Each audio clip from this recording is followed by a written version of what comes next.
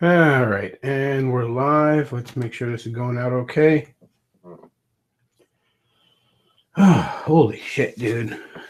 I just got off like this fucking Twitter storm that I was in the middle of.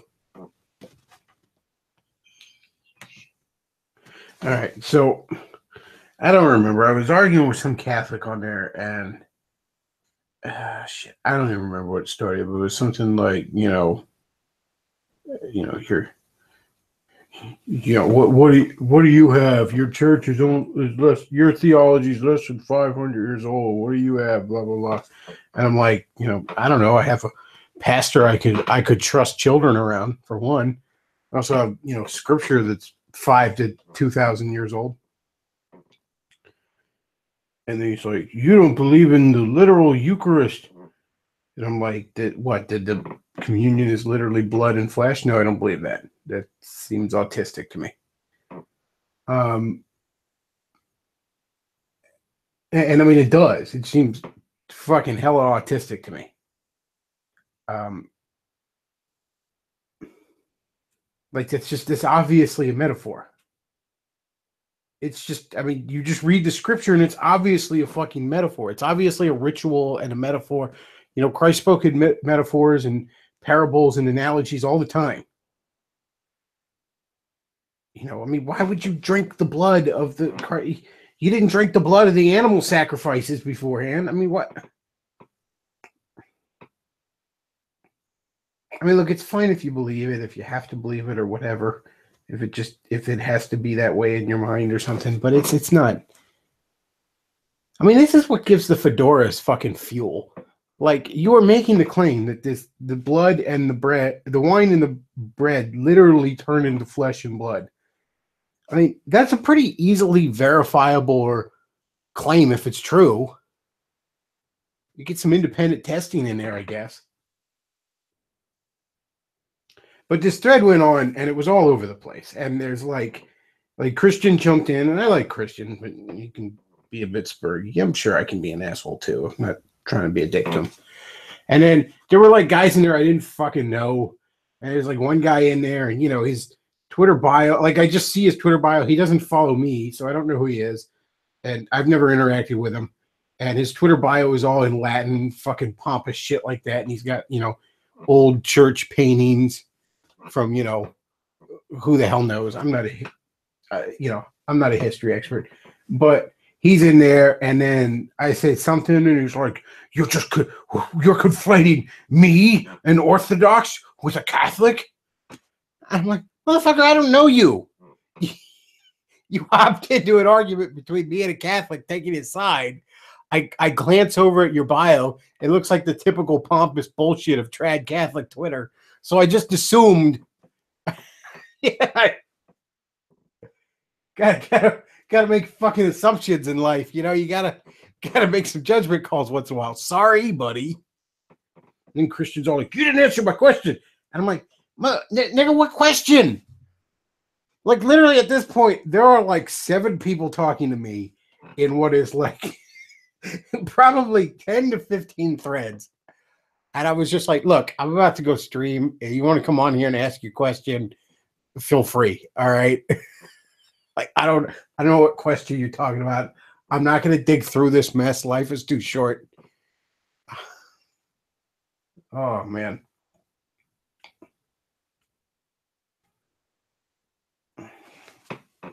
But he was like, no, I got to get to bed. And I'm like, that's fine. Another time, man. But yeah, holy shit, dude. Twitter's just not the best for that. Because, see, the problem is, like, Twitter is okay for a back and forth between 2 people. But then once other people get in there, the threat, like, splinters off. Like diverging timelines in the fucking multiverse. I mean, you can't keep track of that shit anymore.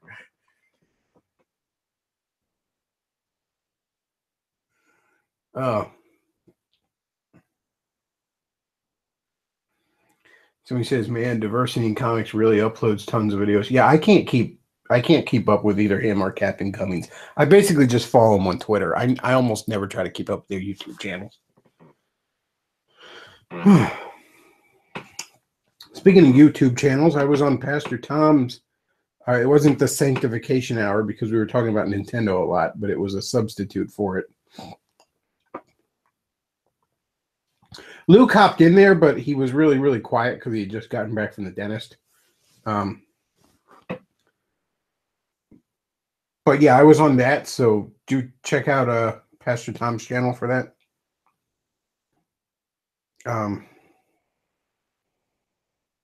But yeah, Twitter's not exactly made for that kind of thing.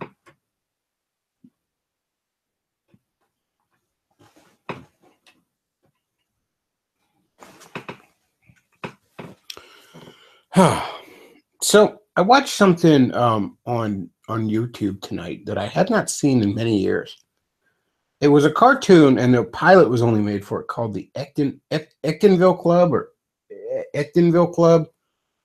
I'm always bad with pronouncing words, but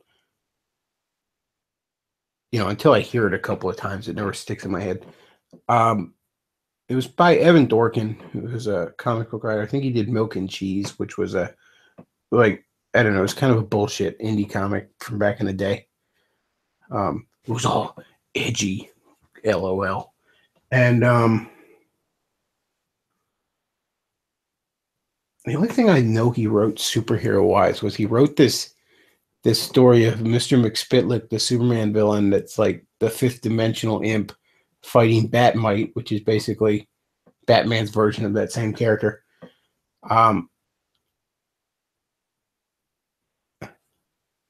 But he had created and I had seen little actual like short like comic stories in Wizard magazine of this back in the late 90s. And it ended up being a half-an-hour pilot on Adult Swim back in the early days of Adult Swim, and it didn't get picked up. And I remember seeing it back in the day, but I never really cared for it that much. But it was, I don't know, it was just on all the time. Well, I sat back and watched it again tonight. The premise is these four geeks. I don't even want to say geeks. I mean, just fucking these four spurgs. Geeks is giving them too much credit. These four fucking spurgs, one of whom is the quintessential fat fucking fedora with a ponytail.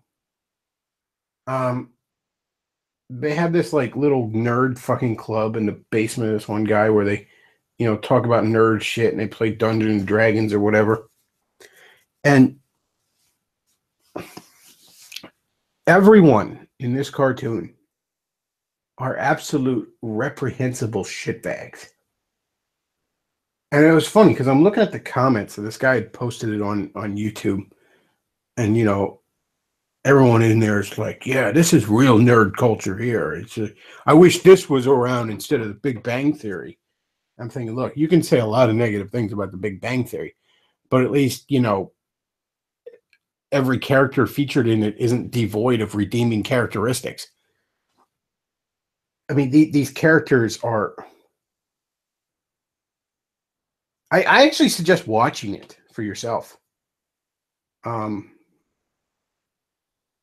It's the idea that anybody can find these characters sympathetic is staggering to me. They are the worst kind of nerd stereotypes imaginable. And I mean, I wouldn't even say unfair stereotypes because I know guys like that. I've known guys like that over the years. You know.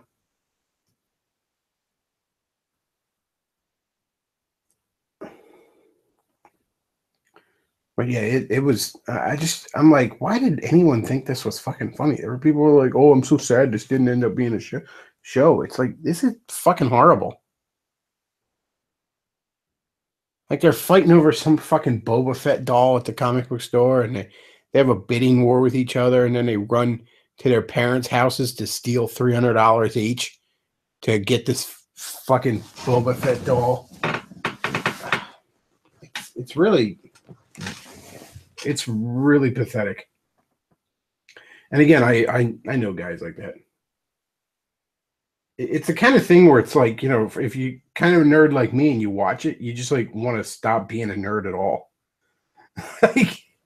like if I really thought that's all there was to fucking geek culture, and sadly, increasingly there is, that it is more and more like that.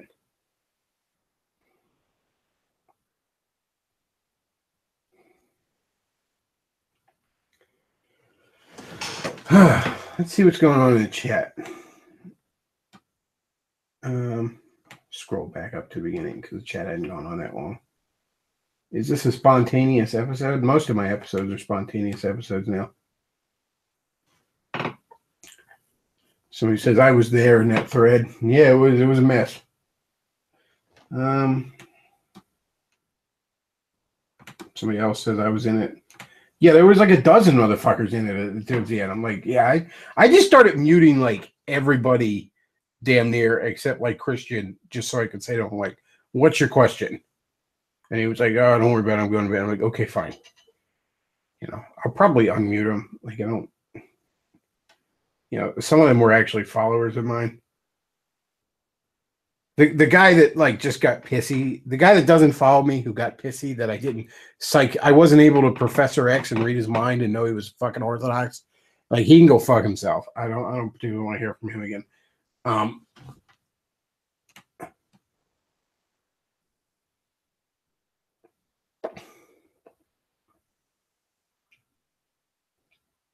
Somebody taking a pot shot at John Steele, and there I'm not going to repeat. I did kind of John Steele. I had one of these articles, you know, on Catholic priests butt fucking little boys, because that's just a regular thing now. It's as regular as Muslims murdering people. But I had one of those articles up on Twitter, and John Steele was all like, you know, see, pagans aren't so bad. And I'm just tweeted above it. I'm like, you know, I don't know. Catholics basically are pagans.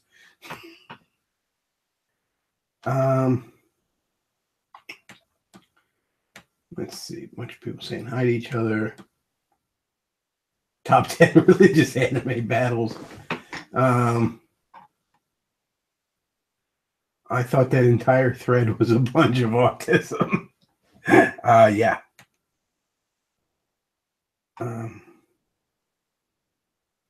I always felt there was a ton of autism associated with trad Catholic Twitter. Fucking hell. Yeah.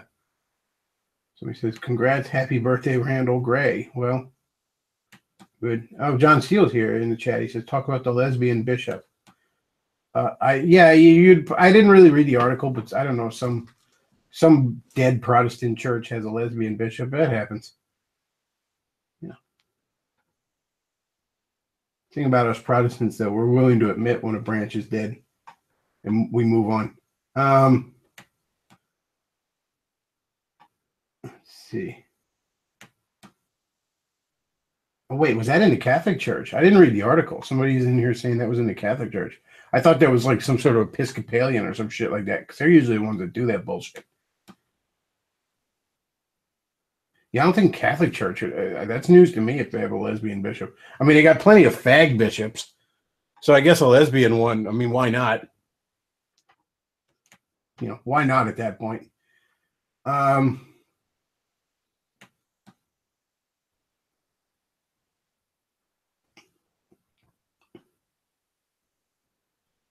So he says Bechtloff needs a Mennonite girl. Once they stop being so legalistic, they become the Catholic schoolgirls of Protestantism.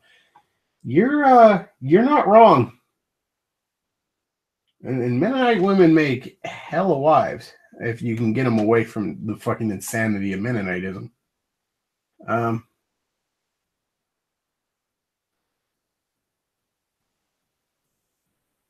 Let's see. Somebody says I should test that.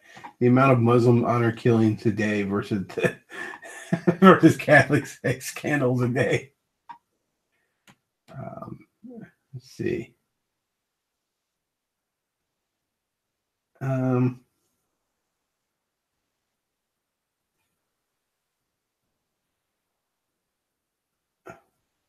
Matt Forney says, fuck yes, he's still alive. Yes, I am.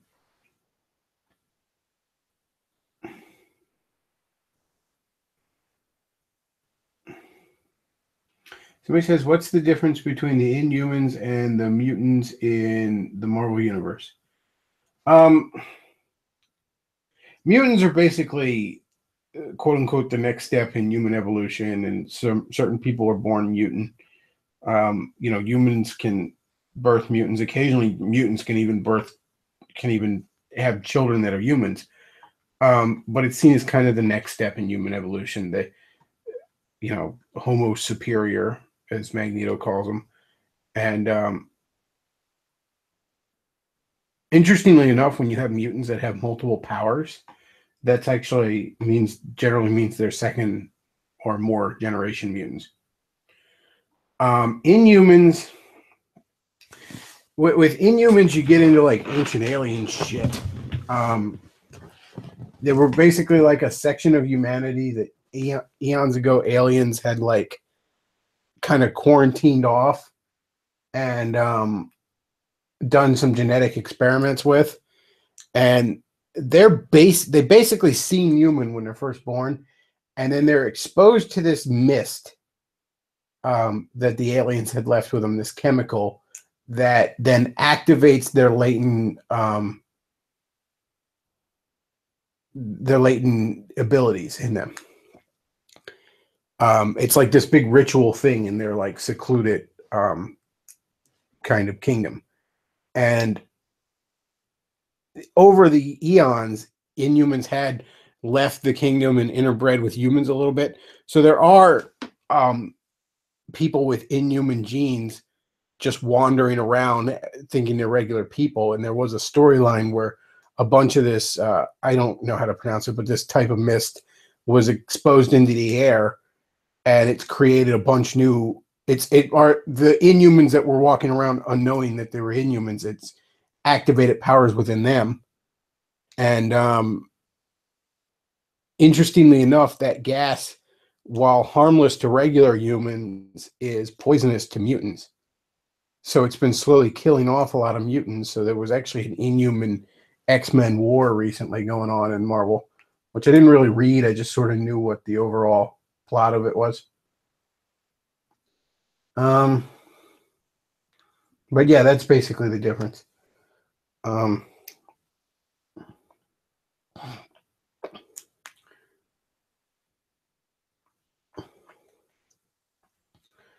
Somebody says, isn't Thanos and his ilk like an offshoot of humans as well? Thanos and his ilk they live in the moon of Titan, which I think is around Jupiter. They're like, again, it's like ancient alien shit that's like deep under the surface of Titan, and that's where they live. There's some connections to like Earth's history with them. I can't remember off the top of my head a lot of that detail, but again, it gets into a lot of ancient alien shit. There's a lot of ancient alien shit going on in Marvel, because it's a good plot thread. I mean, it's a good plot device for that kind of thing.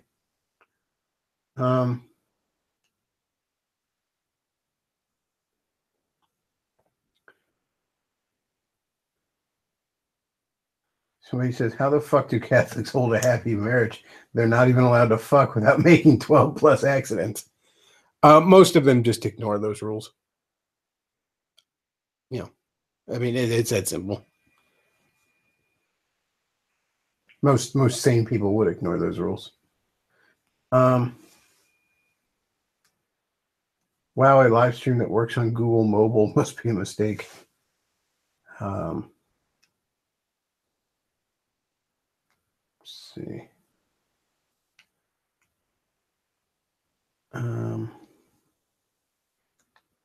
The interesting thing about Thanos is it was actually revealed in one story, and I don't know if maybe they've changed this since, but that he was actually half Skrull. And Skrulls are these kind of reptilian shapeshifter aliens in Marvel. But, it being the Silver Age when they came about, they have that very, they're green with pointy ears, and they got like kind of ridged chins, sort of like what Thanos has. Bechtloff, did you hear about the 4th Powerpuff Girl? She's black. Yeah, I did see that.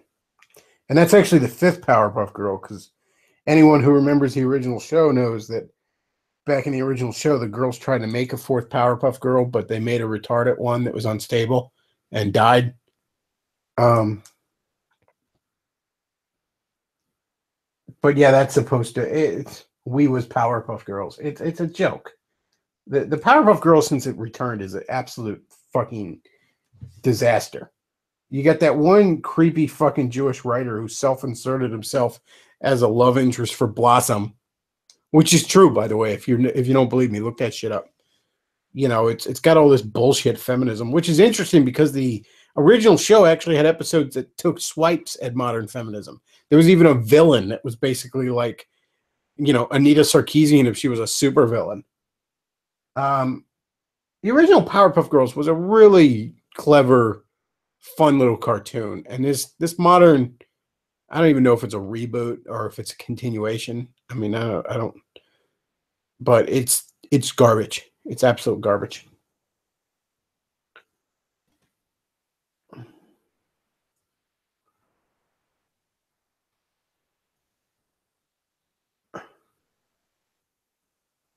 Um, let's see. Somebody's saying the new Powerpuff Girls is a reboot. I mean, is it though? I mean, I don't know how much continuity matters with the Powerpuff Girls, but couldn't you argue it could easily fit as, you know, uh, speaking of reboots that I don't think are reboots, the Friday the 13th movie from I think a few years ago, the quote unquote reboot. I always thought that was more a back to basic sequel. Because there was nothing about it that didn't seem like it couldn't have taken place right after Freddy vs. Jason. And of course, before the best Jason movie, Jason X. I absolutely love Jason X. I realize everybody's like, oh, this movie's terrible. How can you like it? I'm like, how can you not? Like, Jason becomes Super Jason and then he fights a robot dominatrix in space. Like, that is just delightfully bananas. How can you not love that?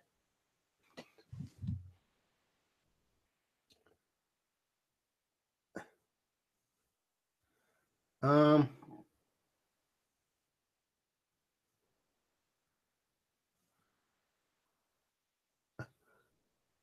let's see. Jason X, sigh. Yeah, I don't understand why people have a problem with Jason X. Jason X, fucking fantastic.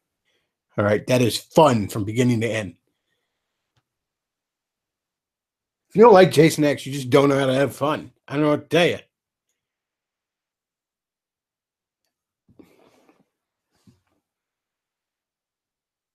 Let's see.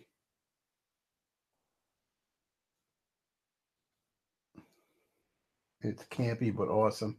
It is awesome. It's fantastic. It's just like I said, Jason becomes Super Jason because of nanites, and then he fights a robot dominatrix. That's sign me the hell up. Bechtloff, have you seen Gangs of New York? I haven't. Um,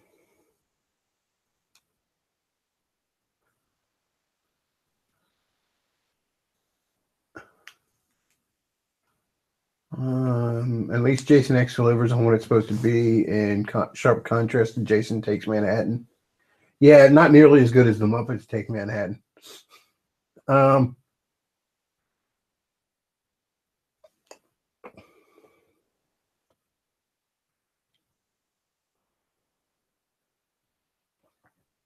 Somebody says we need to stop focusing on the mating act and start focusing on parenting, more to life than 6-second orgasm. Well, I would agree with that, but I mean, I think I think you should, know what the hell you're doing before. I mean, like, get your shit together before you become a parent. Like, get married, you know, have an actual stable relationship. Maybe have a decent fucking job so you can give that kid something decent. Then have a kid, or two, or three, or four, however the fuck you can afford. But I don't support people having more kids than they can afford.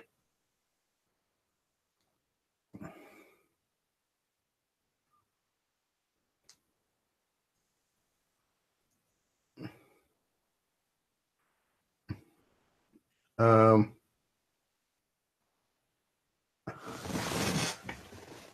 Catholicism, this one comment, Catholicism needs to focus more on the same sex on same-sex sex than 6 seconds orgasms.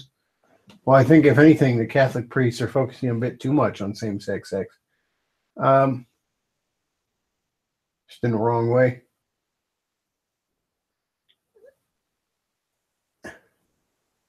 Marriage makes you get your shit together. No way to plan for every bump in the road. No, but it doesn't mean you don't try. I mean, look, nobody's going to feel 100% ready to have a kid. But I don't know. Maybe feel fucking halfway ready. How about that? Maybe like try to get your shit together first. Be a little bit K-type. Try and actually breed responsibly is all I'm saying.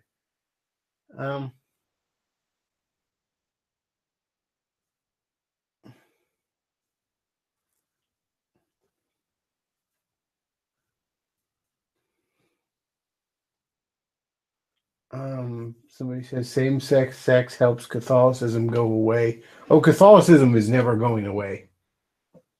You don't get to be the world's biggest landowner out of nowhere. Trust me, if there's one praise I can give them, it's that those shrewd motherfuckers know how to grab hold of and cling to power.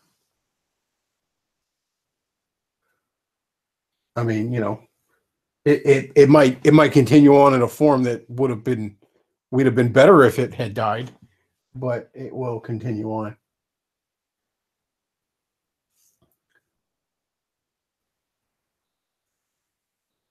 Aren't we all trying to get our shit together? Shouldn't that be a given? I don't know. I think some people would just rather blame the Jews or something. Um,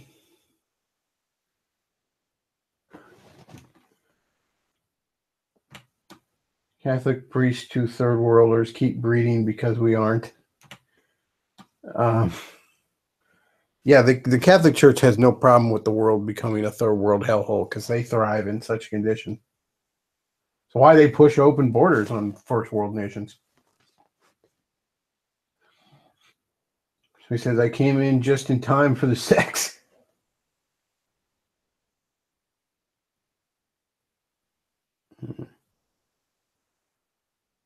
That would be Zach the Bong Ripper too, which is I just absolutely love that he took that name, which I assume it was after we were making fun of what was her name? Remy, I think it was Remy Lacroix or Lacroix, or I'm bad with French names, them.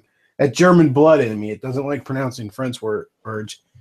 Um, but Remy Lacroix, I guess, she was having a baby with her husband, and we were on here talking about that. She was on Instagram talking about how she retired from porn and she was having a baby, and she's like, Zach and I are having a baby, and I was like, well, let's check out this fine gentleman's Twitter, and his name was Zach the Bong Ripper, and he looked like the guy who didn't make the cut to join Limp Bizkit. Like, I'm just like, some poor child has to look at that as the model for what a man is. Uh,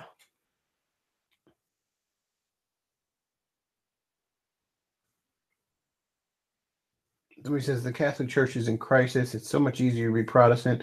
Well, I mean, look, it wouldn't be easy to be one of these old Protestant denominations that's fucking dying or going through their own crisis. It's easy for me because I'm in a small, non-denominational, largely evangelical church. You know, it's a small, self-contained little thing, and I don't have to worry about my leadership being Marxist faggots. I don't. Churches shouldn't be centralized at this point. There's so much cultural rot. We need things decentralized. Okay, we need small little areas of quarantine to keep the rot from spreading. When you have a big giant church, you can't help but have the rot all through it.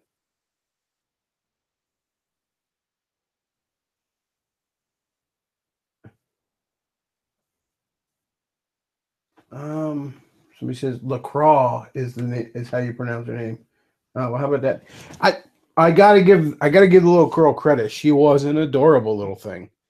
I'm sure she was quite good at her job. Um,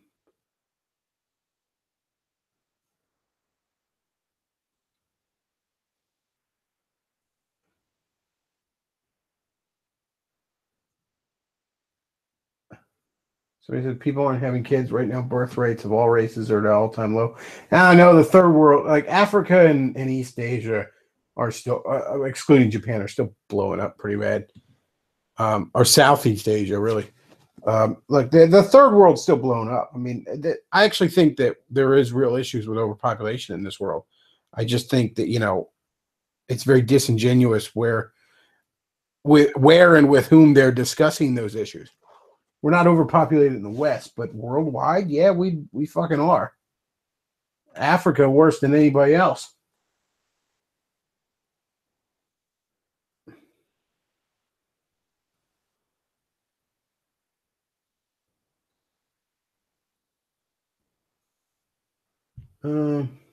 Hey, stop talking about my woman. Zach the Bong Ripper says.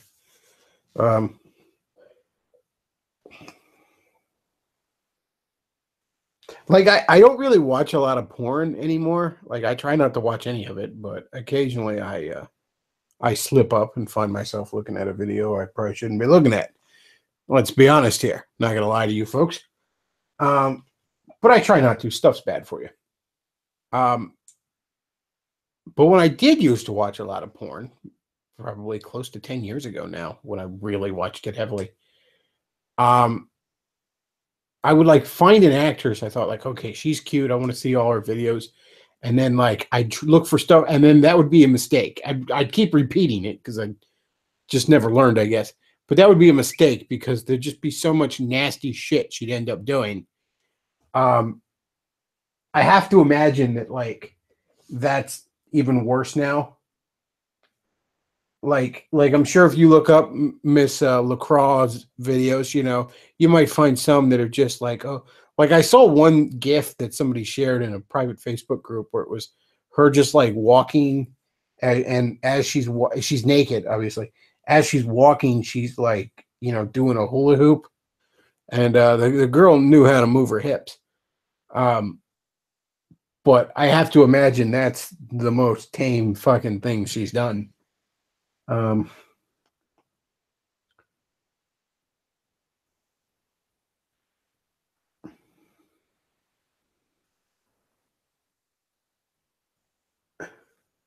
Somebody says, want to stop watching porn. Think of how many abortions these women have had.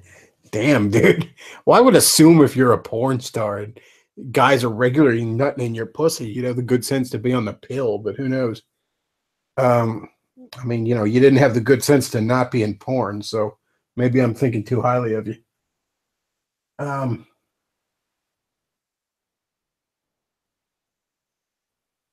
That's the other thing, man. Like 15 years ago or so, I remember it was rare. You never saw like dudes nut in a chick in porn. Like maybe kind of in her mouth, but usually be like on her tits or her ass or something. Now there's like cream pies and shit like that all over. It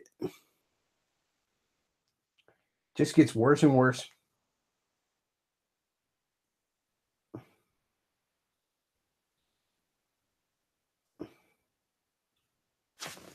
So he says it's funny all these porn stars are reaching retirement age in their 30s. Now they think they can just be normal.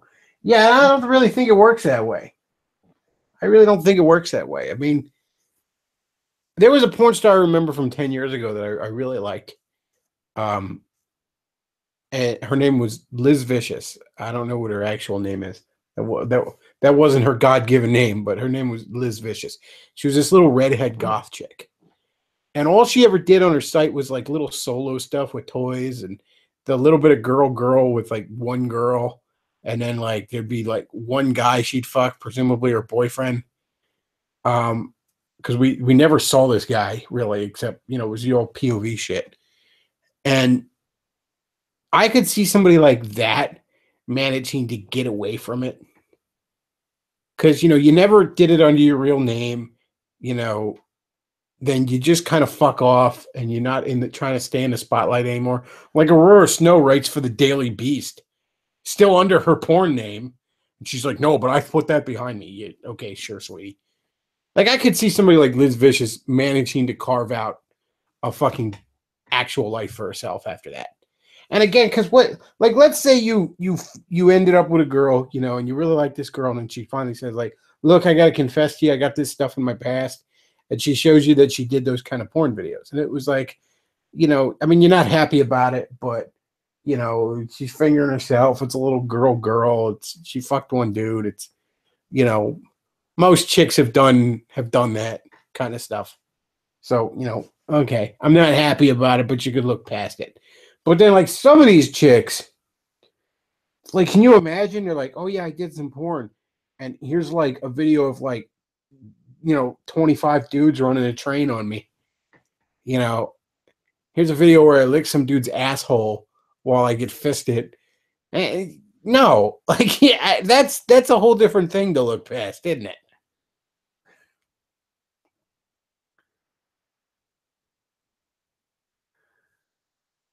Uh,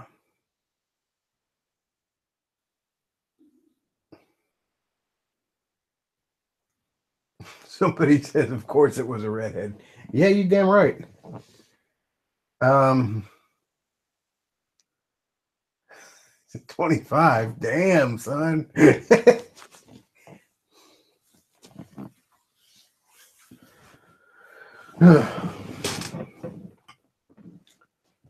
um, let's see. Somebody says, a porn star working at the Daily Beast. Is Satan the editor in chief? Yes, the Daily Mark of the Beast. Let's see.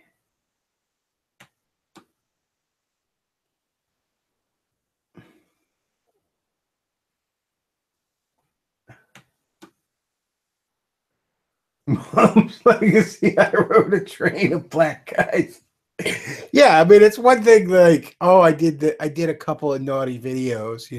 It's another thing to be like, yeah, there's a videotape of like 15 Black Panthers running a train on me. Oh,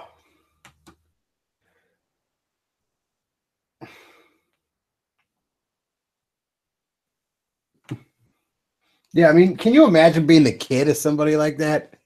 Like, it's one thing if the bully calls your mom a whore on the playground. It's an entirely different thing when he can produce hours of video evidence that your mom is indeed the filthiest of whores. Somebody in the chat says, "Choo choo, motherfucker." Somebody says, "Trains." Are we going to talk about Stephen King's coked out child orgy scene again? I gotta like go to a bookstore and see if it is on the shelf just so I can find like the page where that happens. I should probably try and do that before Sunday just so I can talk about it in the. Somebody said, "Mommy rode the Soul Train."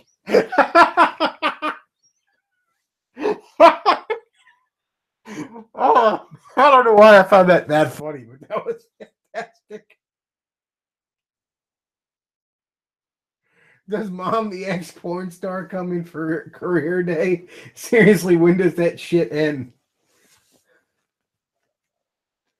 Like Aurora Snow did that Daily Beast article, and I talked about this. It's been a couple years now that I've talked about this, maybe, but where she's like, "Oh, it's my apology to my future son." It's like, sweetie, maybe you just shouldn't have kids. How about that?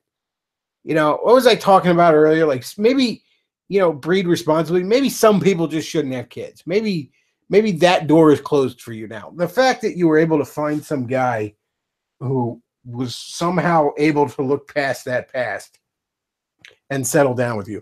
Okay, fine, good for you. I don't know if he's just the most noble soul in the world or the biggest cuck. He's one of the two. That's for sure. There's nothing in between there. He's either the world's most forgiving soul or he is the world's biggest cuck. I couldn't tell you. I'm kind of leaning towards the latter, but who knows? But okay, but point is, he knew what he was signing on for. Okay, he knew that it was going to be like throwing a golf pencil down a mine shaft. All right, he knew that. He knew that going in. All right. Um, but the kid, at least the birth should be easy. That kid could walk out twirling a cane if he wanted to. But no, the kid's an innocent. He didn't need to be like if if you're Aurora Snow and you even get pregnant by accident, put that kid up for adoption. Go find that kid a good home, and don't ever let him know the shame of who his real mother is. How about that?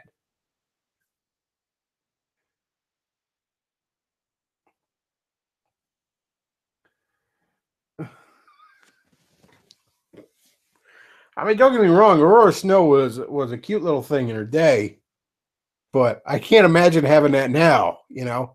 I mean, I'd like to drive a Ferrari. It doesn't mean I'd like to own a Ferrari that spent 10 years as a rental car.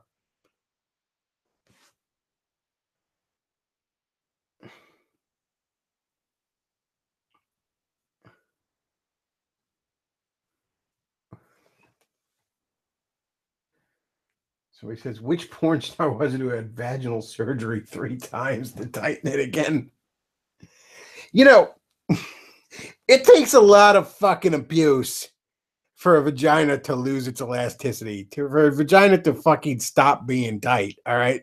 Like we all joke about it, but these porn stars, like, think about it. Women give birth and then manage to have a relatively tight vagina after that. They squeeze a fucking baby out of there and they manage to have a fuckable vagina after that. Yeah, it's got to heal, but still. And these porn stars managed to outdo that shit. They managed to blow out the most fucking flexible part of the human body.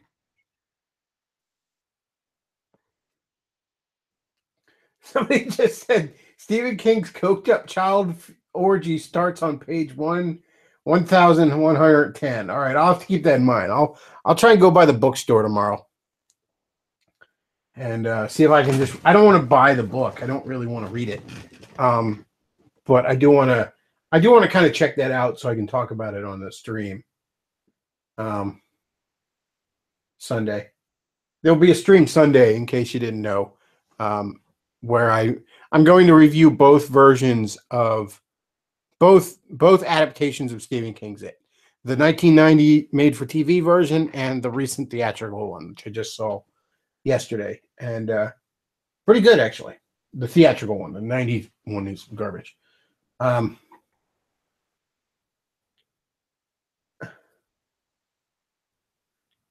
Go figure. More women are having anal discharge issues. Oh, gee. And again, you got to have a lot of butt sex to destroy your asshole. Okay?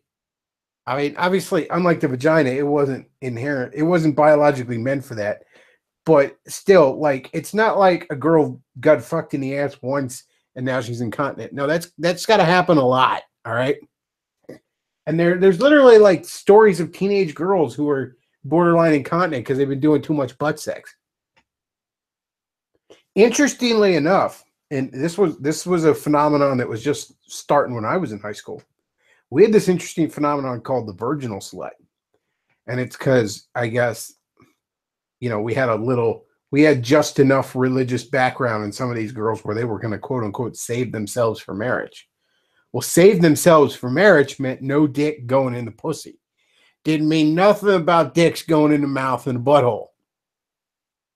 So yes, I knew girls in high school who had had dicks in their ass and dicks in their mouth, but they never had actual vaginal sex. It doesn't count if it's in the butt, was their line of thinking. Somebody says, I wonder how gay guys do it often. Well, I mean, gay guys literally, like the medical profession has decided to sweep this shit under the rug for politically correct reasons, but there's an actual, quote unquote, gay colon disease. There's all sorts of, gay guys, their assholes fucking fall out, like bottoms and stuff like that in the gay community. They have, like, there's actually this book, Swallowed by Satan. I can't remember the name of the guy who wrote it. But he's this ex-gay guy who became, a Catholic, and the theology in it is a bit too Catholic for my taste, but I'm glad he found Jesus, even if it's the Catholic ooga booga pagan version of Christianity. Still glad he saved his soul. But yeah, he talks about just, in more detail than I preferred. You know how his guts were falling out of his fucking asshole, and he had to have surgery and shit to correct stuff down there. You can't be doing that all the time.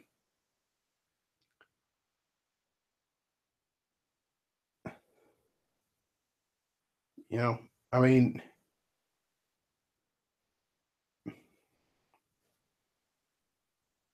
if maybe ladies, if maybe once in a while on your husband's birthday, you let him stick it in your ass, that's not going to kill anybody. All right, but you can't be making a regular thing out of that. That's got to be a once in a while shit at best. All right,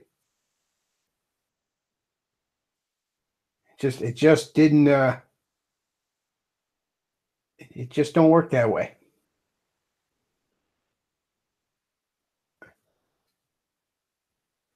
Um, we're talking about butt stuff again. So I just tuned in. How did the interview go? Actually, the interview went fantastic. I I'm not going to give too many details, but this is a place I once worked at before, that has since changed names and companies and whatever. But it was actually shocking to see how similar the inside of that place was. It was like I'd stepped back in time. I was almost having like a flashback or something, like, having like a panic attack, like time is secular. I'm on a hamster wheel. Um, but I applied for a part-time job there because I had worked there before, and when you're full-time, the overtime there is absolutely fucking ridiculous, and I don't want to go back to that. That said, though, I saw they had openings for part-time, um, and I figure that's a good thing to have until I find a good full-time job, because I can probably get nearly as many hours as I want there. So it's a step up from unemployment if I get it. Now, it sounds like I will get it. They're they've already kind of scheduled me an orientation in a couple of weeks, and they say they're running background check and and got to do a drug test. So I basically have it now. It's going to take a couple of weeks to run the background check and all that stuff. That said, though, I don't know exactly what the schedule is yet. But it will be weekends, in some way.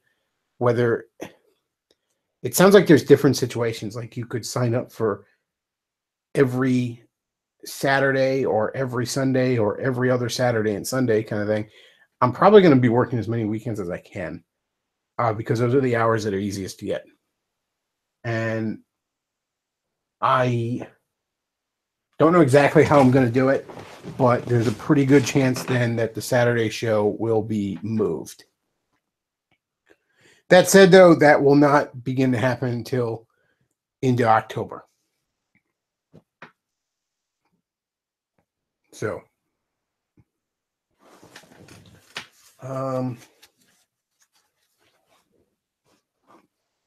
somebody says, "Uh-oh, drug test." Yeah, I don't have a problem with that. That's never been my poison. So it says, until I find a full-time job, Jesus will be back around that time at the rate the economy is going. Yeah, well, I mean, we'll see. Um, I mean, if push come to shove, I could absolutely, within a heartbeat, being part-time there, go full-time. I just really, really don't want to do it because the overtime there is fucking ridiculous. It's work 12 days in a row, have 2 off, constant 12-hour shifts. I did it before for like 3 years, and it's no way to live.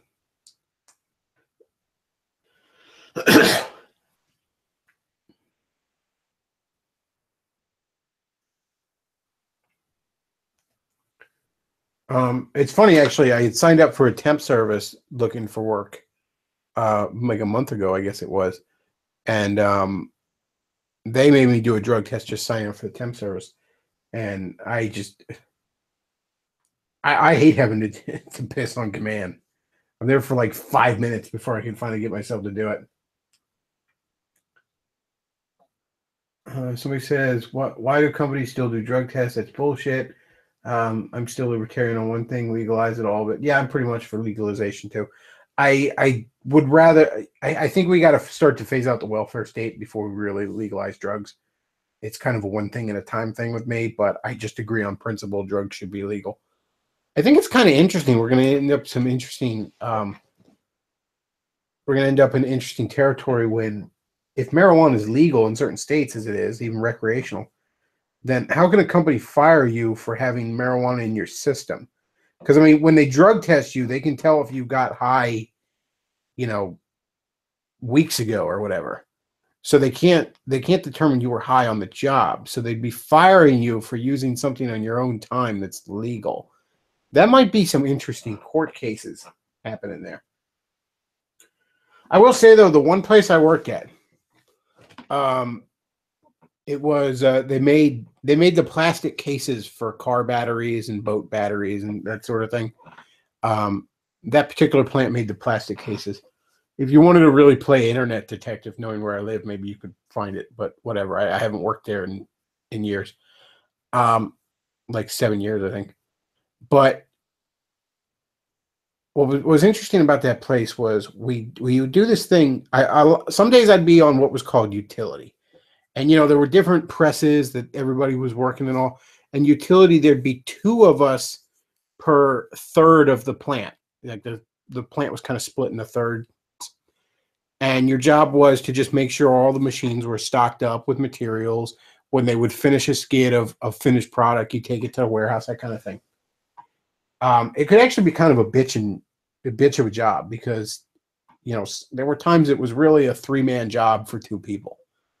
And the one guy who worked with me, Emmanuel was his name. He's a Puerto Rican guy, but super cool. And I mean, this guy, he had done it for years. He was an absolute fucking superstar at utility. I mean, when you were partnered with him, you were damn near superfluous. He would basically he needed you around for when he went on breaks. He was so damn good at the job, and he bumped into something with the forklift.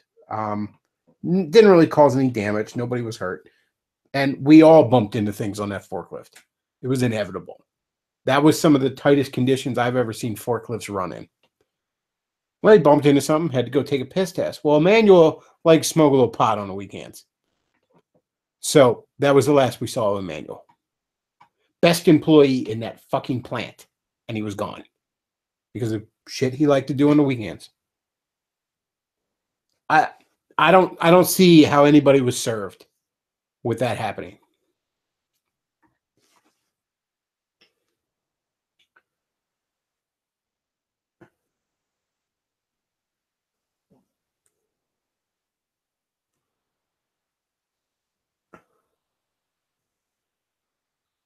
Mrs. Bechtloff want easy money. Pretend to be a Muslim tranny and apply at Marvel. Yeah, as somebody in the chat says, that's like having a future at the Titanic.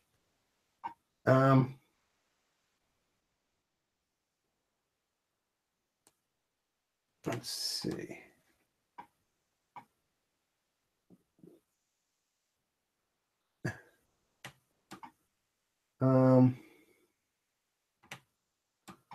Let's see.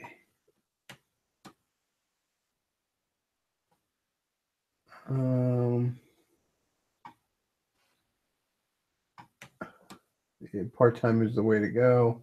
Yeah, this company, it definitely is. This company I'm applying to. I'm not going back to the full-time.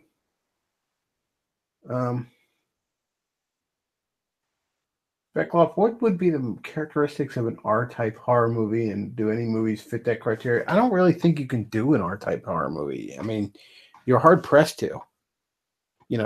There's something about the fact that you're dealing with just this existential danger that has to be dealt with, cannot be ignored, that just doesn't lend itself to R-type storytelling.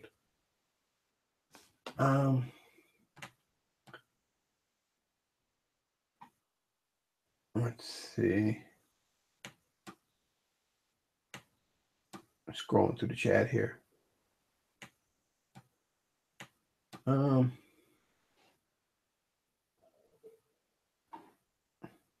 don't worry, Jeff Sessions will see America free from pot and rife with corruption. MAGA. Yeah, Jeff Sessions is a fucking disgrace. I mean, if only we could, Bill Clinton smoked pot back in the day. Can we get Jeff Sessions to investigate the Clintons on that? The amount of effort he puts into fucking pot is really like, look, I would legalize all drugs if it were up to me. Again, you got to phase the welfare state out first. But even right now, pot, it's fucking legalized pot. It's fucking retarded to be arguing about fucking pot. The only reason people are like, oh, we shouldn't legalize pot is because, leftists like pot and a bunch of right wingers are like, fuck them. You just want to take away the thing that they like. It's basically the exact same motivation why Obama's government tried to take away, kratom.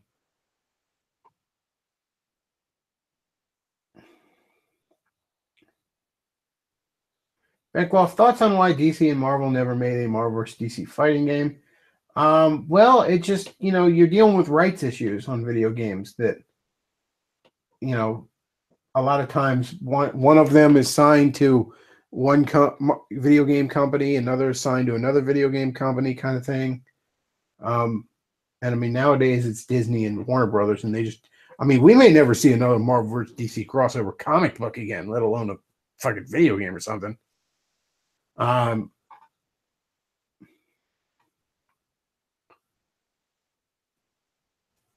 Somebody says that Sessions puts pot above child molesting, tells me everything I need to know.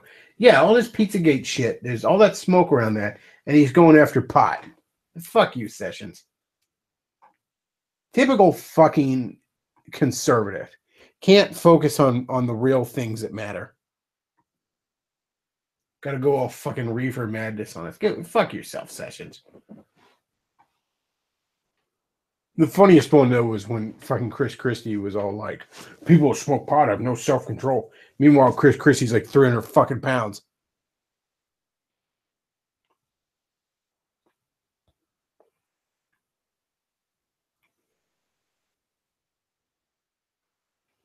Bechtloff, you need to get Captain Cummings or Nurkish on your channel one day. I don't know who that is, but yeah, Captain Cummings could come on here, I guess.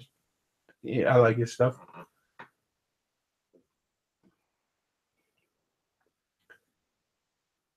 Bechtloff, are you a fan of the old Genesis air combat games like Afterburner? I played a lot of Afterburner at a friend of mine's house back in the day. I hadn't thought about that game in a while. I should actually check that out for the Genesis. I love the Genesis.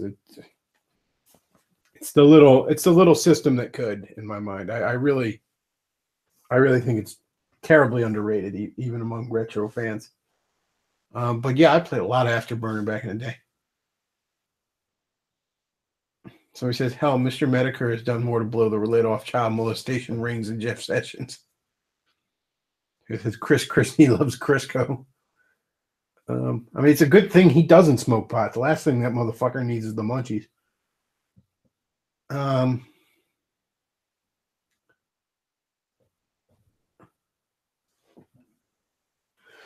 I haven't played Afterburner in forever. I should check that out again. You know what's a pretty decent Genesis game no one talks about is Cyborg Justice. Like, it's this beat 'em up game where you play as a cyborg, but one of the kind of mechanics in it that's unique is that you can rip the other cyborgs apart, and you can actually tear pieces off them. And occasionally they'll tear pieces off you, and you got to like rip arms off them and replace your arms. Pretty good game though. So it's Bechtloff opinion on Martian Manhunter. It is a damn shame what happened to that character in the New 52. That they removed him from the history of the Justice League to replace him with fucking Cyborg. That really hurt both the history of the Justice League and the Teen Titans. Because Martian Manhunter was the heart and soul of the Justice League. And in much the same way, Cyborg was the heart and soul of the Teen Titans. I mean, like, let me put it this way. If you show me Superman, I think Superman. If you show me Wonder Woman, I think Wonder Woman. You show me Flash, I think Flash. You show me Martian Manhunter, I think Justice League. And part of the reason for that is Martian Manhunter is very, very similar to Superman. He's the last survivor of an alien race, stranded on Earth. But even though he's a shapeshifter and can blend in, he doesn't just by default look like a human being like Kryptonians do. So he feels more alien.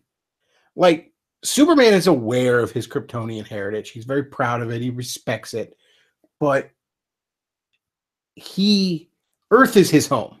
It's the only home he's ever known. He fits in here as much as someone with those abilities could fit in among normal people. Martian Manhunter, though, he did not grow up on Earth, and he doesn't feel like he's one of the guys, one of the humans. He doesn't feel like he belongs here. He feels like he belongs in the Justice League because you're dealing with people who are by their nature above others, the outskirts kind of humanity. So yeah, Martian Manhunter belongs in the Justice League. And it was incredibly foolish of DC to remove him from that.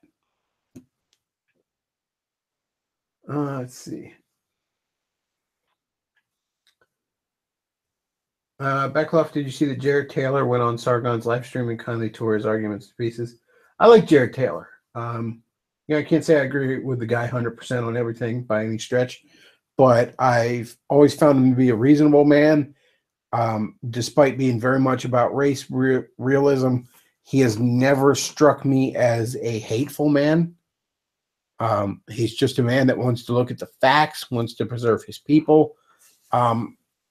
That's the kind of face white nationalism needs if it wants to ever be taken seriously.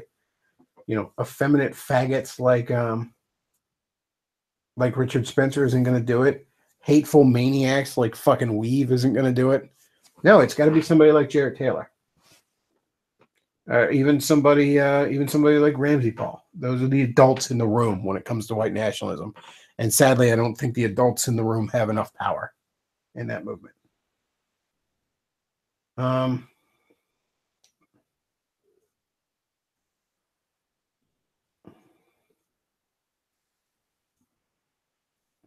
Hey, Bechtloff, one time you were talking about a comic book about an ark of monsters who survived the flood. Is it possible according to the Bible? Does it specifically say nothing else survived? Curious. Actually, it's funny you should mention it because that came out today, and I read the first issue, and it was pretty good. The premise of this, it's a book called Dark Ark. It's from Aftershock Comics, which is a rather small independent company. But the premise is that, God during the flood says, tells Noah to build this ark to save all the creatures of the natural world. Well, demons tell this sorcerer guy to build an ark to save all the creatures of the supernatural world. So you have this ark full of monsters. I wouldn't really say it could fit into the biblical story. I suppose you could argue it could. I suppose you could argue it could. And there's definitely a lot of weird shit going on in the Book of Genesis. I mean, there's demons raping chicks and producing, all sorts of giants and monster men and shit like that. So there's a lot more going on in Genesis than even your Ken Ham types want to ever look at. But it's a very good read so far. One of the things that's interesting in it is there are two unicorns on the Dark Ark, the ark of all the supernatural creatures, and they're like they don't understand why God abandoned them and didn't let them on the regular ark. It's quite interesting. It's a very good read based on just issue 1. I highly recommend checking out issue 1.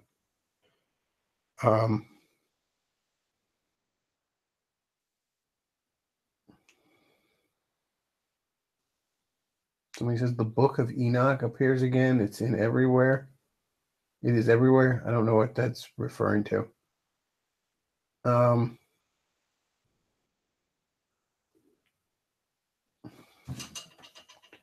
let's see. The other part of that question on the arc say, like, because if it doesn't explicitly say it, I choose to believe in monsters. Well, there are stories of monsters in Genesis. If you take Genesis literally, you'd have to.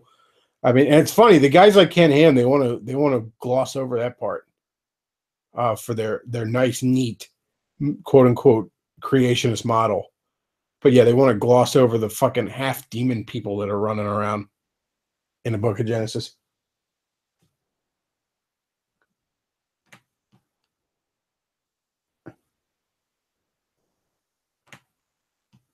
Um,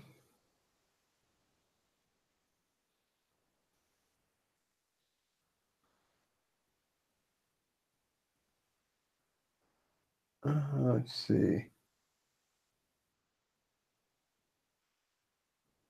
So he says thoughts on Mr. Poopy Butthole's marriage proposal to Morty.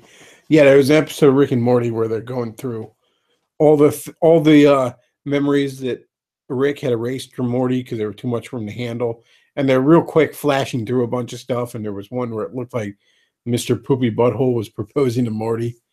I mean, I don't have any real thoughts on it. It was just a funny visual gag. I don't think it's going anywhere. Um,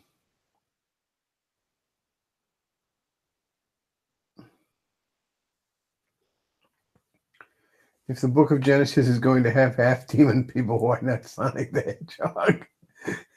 Yeah, there's lost passages in the Book of Genesis where they talk about the Chaos Emeralds. Noah actually needed those to get his ark built. He had to assemble all 7. Let's see.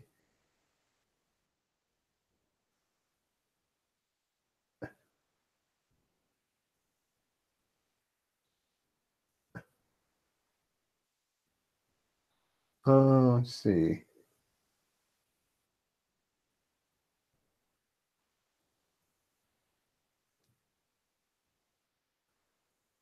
The Prince of the World, Dr. Eggman.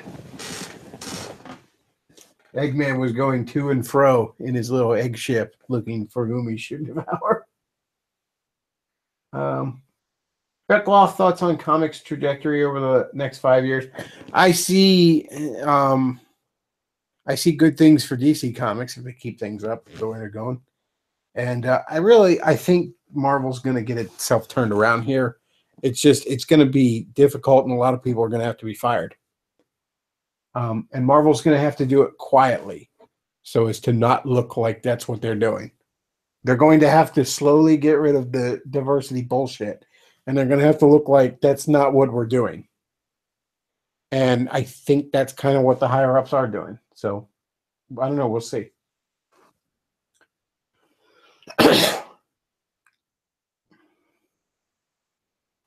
Have you ever read any of the Gnostic Gospels? Pardon me. I read some of them back in high school. I was on a very big, before I became a Christian, I was on a very big comparative religion kick. Pardon me. Yeah, I did read through some of it. I'll be honest with you, none of it made any fucking sense. Looking back, I think there's a reason that those weren't added to canon.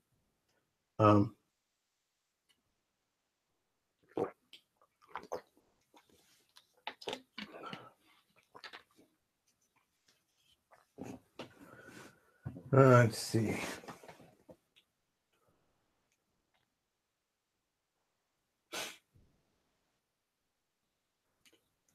But yeah, I don't.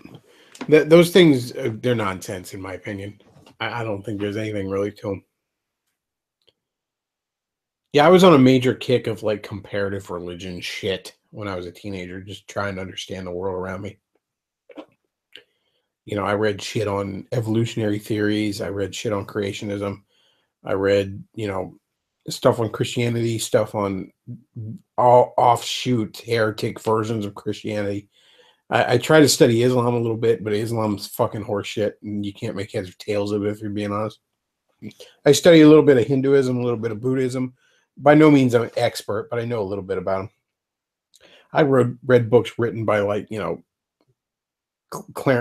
eighth fedora guys like Clarence Darrow and Bertrand Russell and shit like that.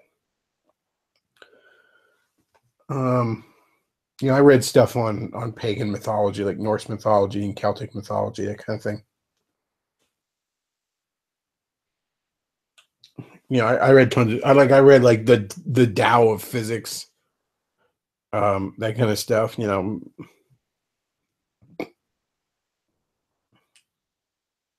I was open to a lot of things at that point. Um,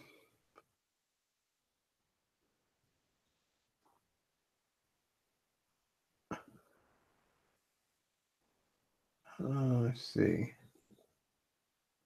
People are talking about that episode with the Citadel of Ricks, where the evil Morty won the election. Bechtloff, remember, Valhalla has no place for racists. Because remember, racism in the current year is the only sin. Um,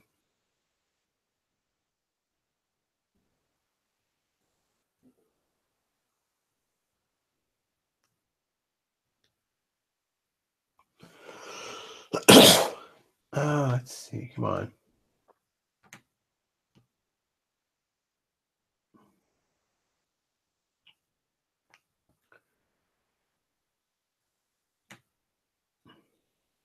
People are talking fan theories on Rick and Morty. I love the election episode with Al Sharpton and Rick. Yes, that was fantastic. I'm surprised a lot of people didn't get that reference. I don't think it was Al Sharpton in that meme, but yeah, the too damn high guy.